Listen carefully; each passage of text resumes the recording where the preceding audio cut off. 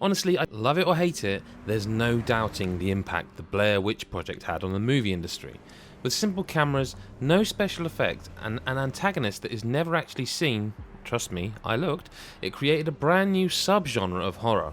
The recent movie tried its best to recapture the magic of the original, but made the mistake of removing a lot of the mystery of the unnatural forces at work in the Black Hills forest. It's clear there's something morbidly fascinating about the lore of this fictional witch, or whatever it is in that forest, because the Blair Witch is back with this new game from the makers of Layers of Fear. Set in '96, 2 years after the events of the Blair Witch Project, you play an ex-cop called Ellis as he travels to the Black Hills forest to aid local police in finding a missing child. Arriving late, Ellis decides to go into the woods by himself to catch up and maybe find something the cops missed. Going into a forest plagued by disappearances by yourself, I'm sure nothing could go wrong. Thankfully, Ellis does at least have his trusty dog Bullet for company. He's such a good boy as he seeks evidence out and follows the scent from found objects. He's an integral part of the whole experience, especially when you find yourself getting lost in the darkness of the forest. Holding the left bumper brings up a radial menu of commands too, so you can tell Bullet to search for clues, stick by your side, and even pet him. And if you don't pet that good boy, you're just a monster. I'm just saying.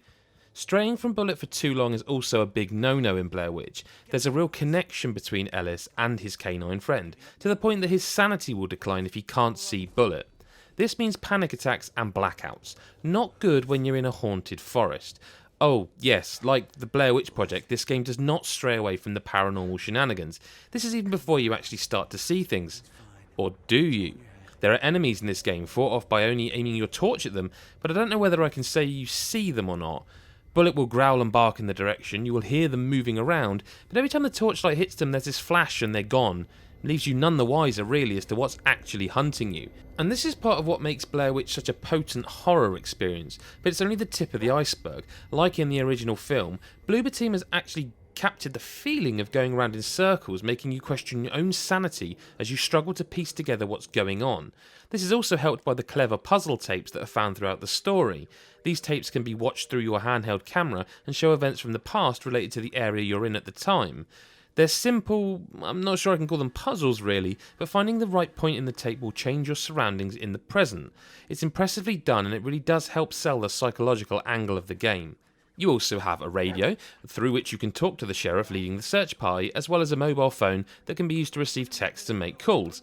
Answering the radio and the phone is important, but it isn't always mandatory, so it's up to you how much story you see, or in this case, hear. And given that you're in the Black Hills forest, it should come as no surprise that you'll be spending a lot of time looking at trees and bushes during your time playing. No matter whether you're in the rare daylight sections of the game or deep dark of the night, you might be surprised at just how good looking this game is, especially where the lighting comes into it. At night though, you'll really only see a dozen feet in front of you at the most, but it's an incredible representation of how little you actually see in the dark, in the middle of a wooded area. It's incredibly claustrophobic. Usually I would be telling you now that seeing the same trees, bushes and dirt is repetitive. I might say things like it's lazy design, but not so here however, as it's actually part of what makes the game so authentic. In the Blair Witch Project, Heather, Mike and Josh began their descent into madness through simply being led in circles. Blair Witch does the same thing, cleverly designing its environments so that even when you think you're going the right way, suddenly you'll find yourself staring at the same damn tent you've seen the last 2 times already. Yes, this happened to me more times than I care to admit.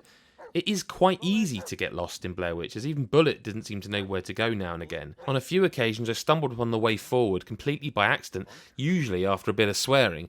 Whether Bloober Team always intended to give you that feeling of getting lost or not, there were a few times where I just didn't know where to go, and it started to lose some of the atmosphere after running around an area for the 4th time, and a little more direction during those moments would have been really appreciated. That said, Blair Witch is easily one of the best psychological horror games I've ever played.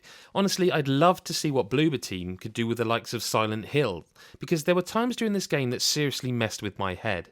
In that strangely good way, of course, that only a good horror experience can provide, as weird as that probably makes me sound. Blair Witch's story is bizarre and sometimes a struggle to follow, but that mystery only adds to the authenticity. This is a game that fans will love, but newcomers can also appreciate as a fantastic slice of psychological terror. One thing's for sure, I'm never going into a forest. Ever again.